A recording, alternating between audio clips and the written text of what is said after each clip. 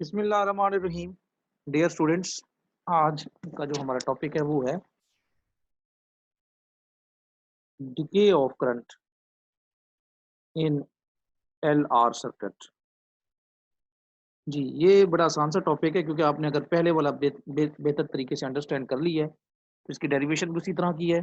अब डिके का क्या मतलब है, मैं पहले सर्किट बनाता हूँ तो उससे आपको ये चीज़ समझाने की कोशिश करता हूँ। सपोज कर लें ये एक स्विच मौजूद है,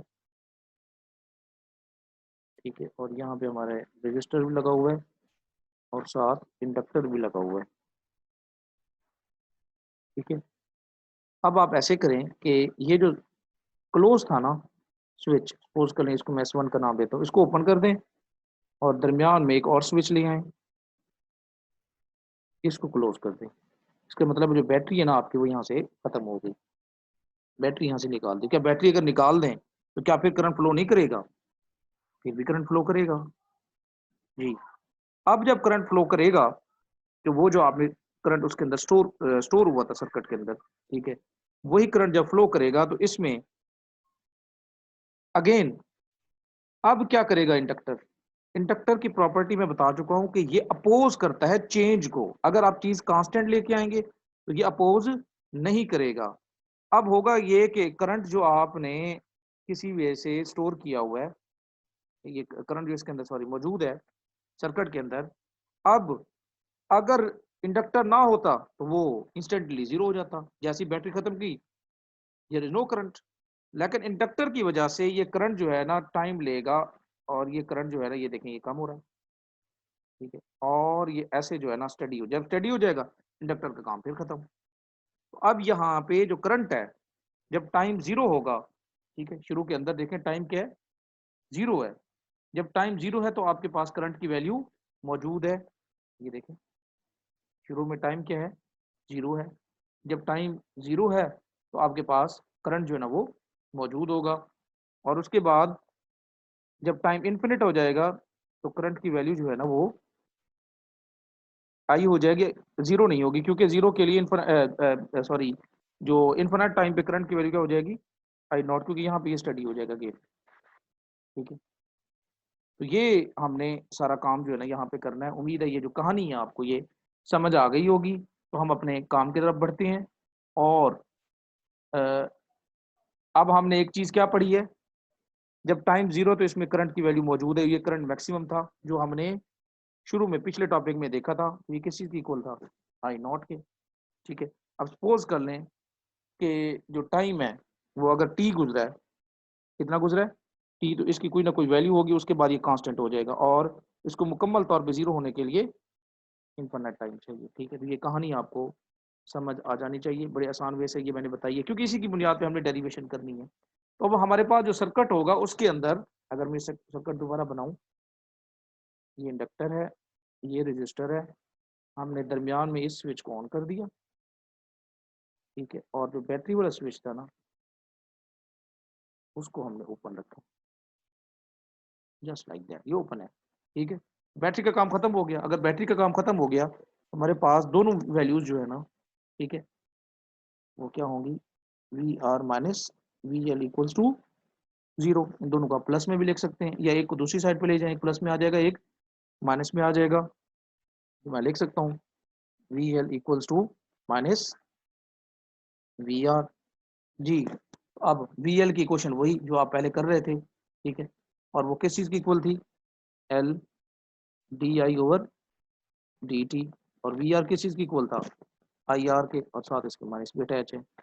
जी, अब आप इसको सॉल्व करें। जी जनाब, अब इंटीग्रेशन में क्या है, जब टाइम जीरो था तो ऑलरेडी करंट जो है वो किस चीज को पहुंचा हुआ है, आई नॉट को। आई नॉट क्या चीज है, स्टेडी करंट, क्योंकि जब स्टेडी करंट हुआ तो उसके बाद जो काम है ना इंडक्टर का वो खत्म हो जाता है, ठीक है। और टाइम अगर टी को पहुंचे, जिसके बाद वो नीचे जो है ना अगेन दोबारा स्टडी हो जाएगा, आई जो है ना मुझे शुरू में नॉर्मल उसकी वैल्यू थी उस पर आ जाएगा।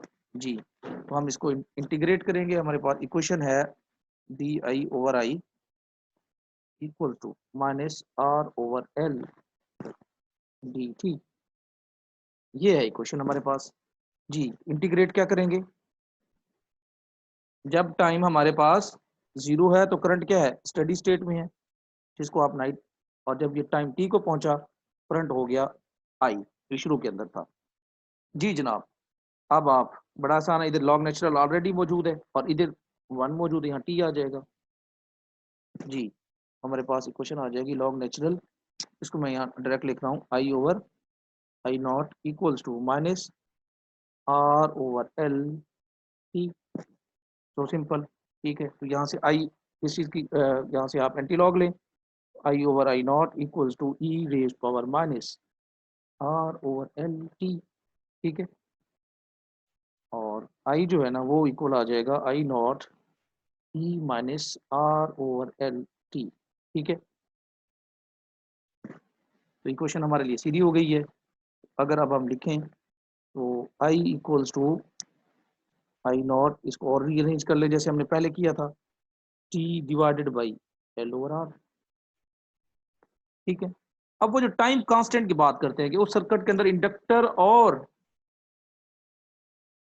रेजिस्टर ये कौन से लगे हुए, इनकी रेशियो ले लें, ये आपको इंडक्टिव टाइम कांस्टेंट देगा, ठीक है। यानी वो टाइम जिसमें ये कितने परसेंट अब डिके होगा, इसको भी हम देख लेते हैं। जब टाइम टी एल की इक्वल है, इसकी वैल्यू पुट करें तो I equals to I not E raise power, sorry यहाँ माइनस भी चल रहा था साथ, minus T L over T, L over R को भी अब टी एल कहते हैं।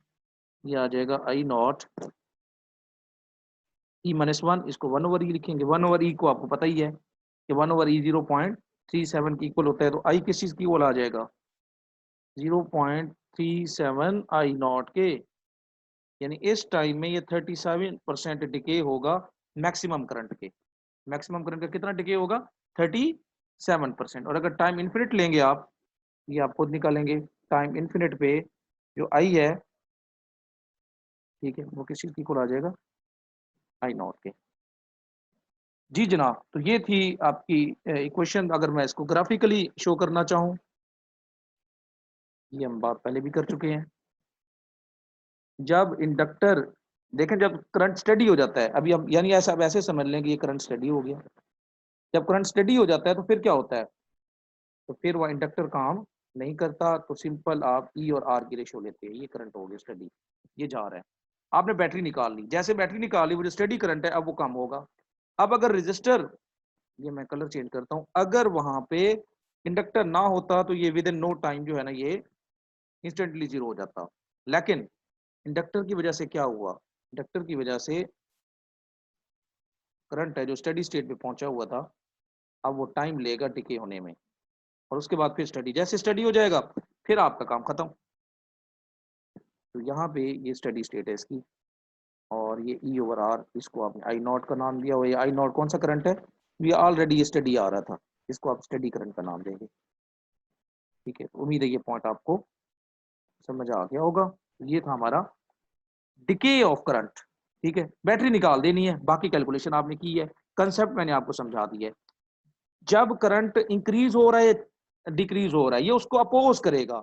इंक्रीज हो रहा है तो इसको डिक्रीज करने की कोशिश करेगा, डिक्रीज हो रहा है तो इंक्रीज करेगा। अगर वो स्टेडी हो जाता है, कांस्टेंट हो जाता है, तो उसके बाद इंडक्टर का काम खत्म हो गया, चाहे वो बढ़ते हुए चाहे कम होते हुए। तो ये पॉइंट समझ आ गया। साथ इसके हम ये बात बार बार कर रहे हैं कि हमारे पास जो एल ओवर आर की रेशियो है ये किसी टाइम की इक्वल होती है, तो ये हमें प्रूव भी तो करना है ना, ठीक है। तो हम देख लेते हैं कि अगर हम इसकी जो है ना यूनिट्स लें तो ये किस चीज़ की इक्वल आएंगे, एल ओवर आर। अब एल जो है ना इसका यूनिट क्या होता है, आपने इसकी इक्वेशन पढ़ी हुई है बार बार। आप ये पढ़ते हैं कि सेल्फ इंडक्टेंस जो है ना L equal to E divided by delta I over delta T. Delta T ऊपर चला जाए तो इंडक्टेंस यहाँ से आ जाएगी E multiplied by delta T divided by delta I, ठीक है। तो यहाँ से अगर आप वैल्यूज पुट करें इसकी, तो इंडक्टेंस जो है ना ये आ जाएगा volt multiplied by seconds divided by ampere, और एम्पियर के साथ रेजिस्टेंस जो है ना इसका क्या होगा, ओम, ठीक है। अब एम्पियर और ओम ये आपको फिर वोल्ट दे देगा according to this formula, V equal to I R. इस फार्मूले के हिसाब से को वोल्ट ऊपर भी और वोल्ट नीचे भी 7 सेकेंड है, वोल्ट से वोल्ट कैंसिल, बाकी क्या बच जाएगा, सिंपल सेकेंड, ठीक है। जो टी है इसका यूनिट क्या होता है, T equal L over R. इससे हमने क्या साबित किया कि इसका जो यूनिट है टाइम का भी सेकंड और एल ओवर आर का भी सेकंड। ये देखें आपने यहाँ से प्रूव कर लिया। ये शार्ट क्वेश्चन भी आपसे साथ पूछा जा सकता है। उम्मीद है कि ये पॉइंट समझ आ गया होगा। ये था डिके ऑफ, क्या देखिए ग्रोथ और डिके कब होता है, जब इंडक्टर इन्वॉल्व होगा। इंडक्टर नहीं है तो वो इंस्टेंट तौर पे डिके भी हो जाएगा और ग्रो भी उसकी नहीं, ग्रोथ भी नहीं होगी। डिके और ग्रोथ का कंसेप्ट इंडक्टर के साथ आता है। क्लियर होगी बात? ओके, अल्लाह हाफिज।